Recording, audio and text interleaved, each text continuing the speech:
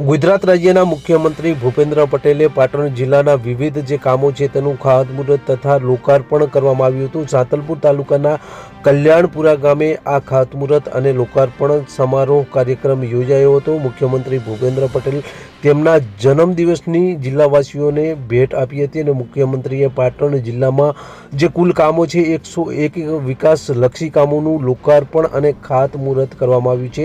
મુખ્યમંત્રીએ કુલ 110.28 કરોડના કામોનું ખાતમુહૂર્ત પાટણ જિલ્લામાં કરવામાં આવ્યું છે અને આ લોકાર્પણ પણ કરવામાં આવ્યું છે। માર્ગ અને મકાન વિભાગના રૂપિયા 37.82 કરોડના 9 કામો લોકાર્પણ અને આ રીતે ખાતમુહૂર્ત કરવામાં આવ્યું છે। આરોગ્ય અને પરિવાર કલ્યાણ વિભાગના રૂપિયા 29.91 કરોડના 33 કામોનું ખાતમુહૂર્ત કરવામાં આવ્યું છે। જ્યારે શિક્ષણ વિભાગ તરફથી જે રૂપિયા છે એ 31.2 કરોડના 18 કામોનું લોકાર્પણ ખાતમુહૂર્ત કરવામાં આવ્યું હતું। ત્યારે શહેરી અને શહેરી ગૃહ વિભાગનું જે કામો છે તેનું 9.57 કરોડના 2 કામો નું ખાતમુહૂર્ત કરવામાં આવ્યું હતું। ત્યારે પંચાયત ગ્રામ વિભાગ નિર્માણ અને ગ્રામ વિકાસ વિભાગ દ્વારા રૂપિયા 1.41 કરોડના 37 કામોનું લોકાર્પણ અને ખાતમુહૂર્ત કરવામાં આવ્યું હતું। નર્મદા જળ સંપત્તિ પાણી પુરવઠા અને કલ્ચર વિભાગ રૂપિયા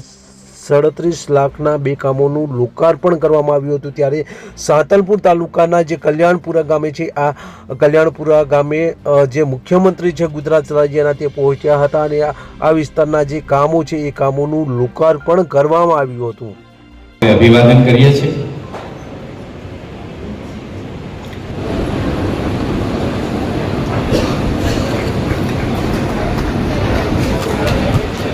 કાર્યાલય